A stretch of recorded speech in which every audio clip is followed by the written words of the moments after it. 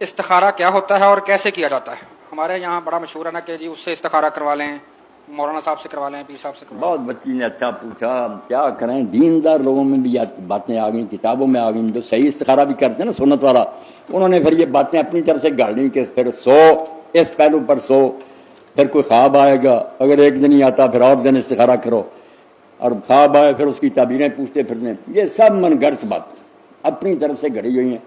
اللہ تعالیٰ یہ پردہ نہیں اٹھائے گا کہ کل کو کیا ہونے والا، بے شک ہم کسی سے پوچھتے پھریں گے نہیں۔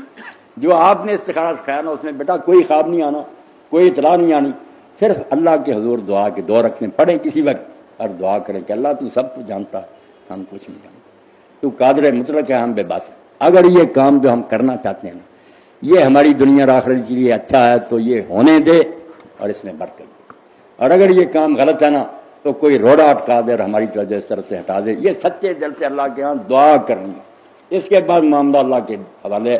پھر اگر ہو جائے تو سمجھیں کہ واقعی ہم نے اللہ سے کہا کہ اچھا ہونے دو، انشاءاللہ اچھا ہی ہوگا، اور اگر روڑا اٹک جائے تو پھر سمجھ لیں کہ واقعی یہ روڑا اسی لیے اٹک ہے، ہم نے اللہ سے التجا کی کہ اللہ غلط ہے۔ اتنا استخارہ دین میں، باقی جو مجھ سے پوچھتے ہیں قرآن کا استخارہ نکالو، کوئی ٹی وی پر بیٹھ سب ٹھگ گئے، کوئی نہیں بتا سکتا۔ ہمارے اسی شہر میں بہت مل کے مالک ہیں، ایک ہی بچہ تھا ان کا، میرا اپنا دیکھا ہوا، تو شہر کے بہت بڑے بزرگ ہیں جن کا وہ لوگ کرتے ہیں کہ جوتیاں ان کی جو ہے کپڑوں پر رکھتے ہیں اور راستے میں کپڑے بچھاتے ہیں ان کو جب بلاتے ہیں۔ ان سے انہوں نے پوچھا، ان سے عقیدت تھی کہ استخارہ، انہوں نے کہا بالکل ٹھیک، مگر بعد میں طلاق ہوئی، انہوں نے کہا مولانا یہ کیا ہوا، کہنے لگے استخارے میں کوئی کمی رہی، پھر دوبارہ پھر کیا طلاق، تو سب ٹھگ گئے، کوئی بچہ نہیں بتا سکتا کل کیا ہو۔ یہ اللہ سے دعا جو ہے نا یہ صحیح حدیث ہے، حضور نے کہا یہ نہ چھوڑو، اللہ سے ضرور کہو کہ اللہ ہم کرنے لگے، اگر اچھا ہے تو ہونے دے اور اس میں برکت ڈال، اور نہیں اچھا تو کوئی ایسا سبب بنا کہ یہ کام رستے میں رہ جائے، ہم کسی اچھی طرح متوجہ ہو۔ آپ بچیاں اگر لکھ لیں یہ اپنے دیشان بچیوں کو بھی دے، مردوں کو یہ کلمہ جو نا یہ اپنی دعاؤں میں شامل کریں، اللہم خیر لی وقت تر، اتنا دوں کہ اللہ جو اچھا ہے وہ میرے لیے کر، وقت تر، اور جس کام میں میری بہتری ہے وہ میرے لیے اختیار کر۔ یہ سب استخاروں سے آ رہا، بس ہر وقت پڑھتی رہیں، نمازوں میں بھی پڑھیں، سجدوں میں پڑھیں، اللہم خیر لی، خیر زیر خیر، خیر سے نکلا، اے اللہ میرے لیے خیر کر، وقت تر لی اختیار سے، اور جو اچھا کام ہے میرے لیے وہ پسند کر، میرے قدم ادھر ہی جائیں جو تجھے پسند، اللہم خیر لی وقت تر لی، یہی دعا کافی ہے، انشاءاللہ نہ ادھر ہی آپ کو اللہ لے جائے۔ بلکہ صبح کام کے لیے بھی آپ جانا چاہتے ہیں، دکان پر جانا، کہ ہر بندہ قدم اٹھانے سے پہلے یہی کرے کہ اللہ جو اچھا ہے ادھر ہی مجھے چلانا، پھر انشاءاللہ اللہ آپ بھی ساتھ ساتھ رہے گا۔ اللہم خیر لی وقت تر، خیر خیر زیر خیر سے ہے نا، امر کا سیگا خیر، خا کے نیچے زیر اور رے، اللہم خیر لی، لام پھر آگے بھی خیر ہے وقت تر لی، اور وقت تر آ لی، جاتی ہے ٹھیک ہے، واو الف اور خیر وقت تر لی۔ انسان کی زندگی میں کچھ مواقع ایسے آتے ہیں جہاں پر پہنچ کر وہ دو چیزوں کو سلیکٹ کرنے کا فیصلہ نہیں کر پاتا، اپنے آپ کو بے بس تصور کرتا ہے اس وقت، اور اس وقت جو لوگ استخارہ کرنے کا کہتے ہیں، تو اس استخارے کا قرآن و حدیث کی روشنی میں کیا اہمیت ہے، اور اس کے علاوہ اس کا کیا راستہ استخارہ کروانے کے علاوہ، جب انسان اپنے آپ کو، جب انسان کی عقل اس وقت بے بس ہو جاتی ہے، تو اس پہ ذرا روشنی ڈال دیجیے گا استخارہ کیا ہے جاوید صاحب؟ پہلے تو ایک اصولی بات سمجھ لیجئے کہ ہم انسانوں کو اللہ تعالیٰ نے علم و عقل دی ہے، اور ہمیں اس کا پابند کیا ہے کہ میں نے تمہیں چونکہ عالم اسباب میں بھیجا ہے تو اپنی عقل کو بھی استعمال کرو، اپنے علم کو بھی استعمال کرو۔ علم و عقل کا استعمال پوری دیانتداری کے ساتھ ہونا چاہیے۔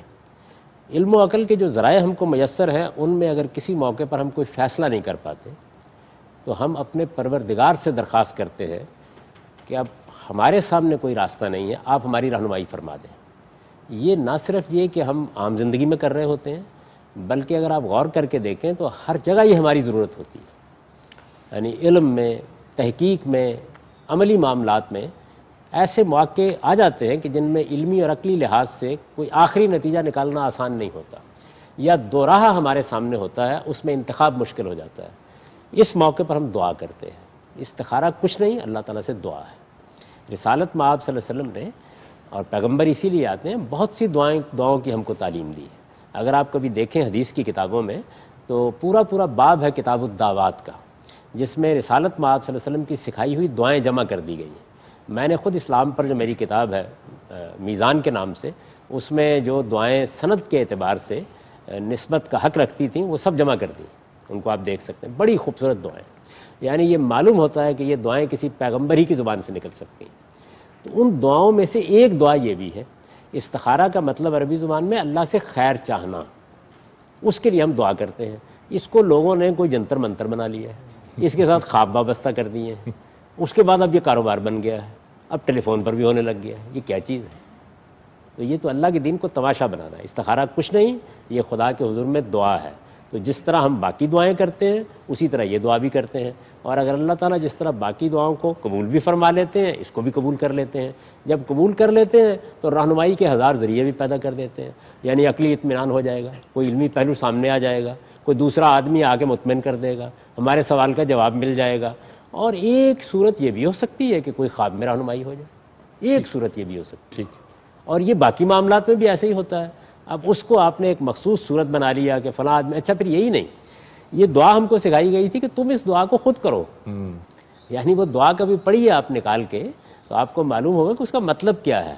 اس میں تو یہ بتایا گیا ہے کہ پروردگار میں تیری عزت کو, تیرے علم کو, تیری قدرت کو تیرے حضور میں پیش کرتا ہوں کہ یہ معاملہ ہے, اس میں میری رہنمائی فرما اور میرے لیے اس میں سے خیر کا پہلو نمایاں کر دے.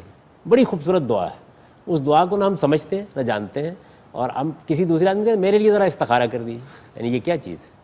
آپ خود آپ پروردگار کے سامنے ہاتھ اٹھائیں, خود وہ دعا کریں, اردو میں کریں, بے شک عربی میں کریں, اس کا مطلب سمجھ کے کریں.